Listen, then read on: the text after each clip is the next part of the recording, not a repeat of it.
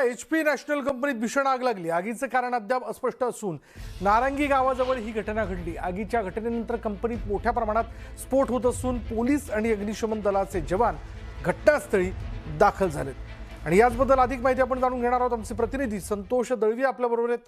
संतोष, काय माहिती याबद्दल? विशाळ खालापूर तालुक्यातील नारंगी येथील जे गम बनवणारी कंपनी आहे HP इंटरनॅशनल, त्यामध्ये ही भीषण आग लागली असून 2-2.5 तासाहून अधिक काळ लोटलाय तरी आगीची लोळ मोठ्या प्रमाणात बाहेर पडत आहेत। केमिकलने जे भरलेले ड्रम आहेत त्यांचे हे स्फोट होत आहेत आणि त्यांचा भडका मोठ्या प्रमाणात उडाल्याने आगीने रौद्ररूप धारण केलंय। प्रशासन स्पॉटवर असून मदत कार्य सुरू आहे।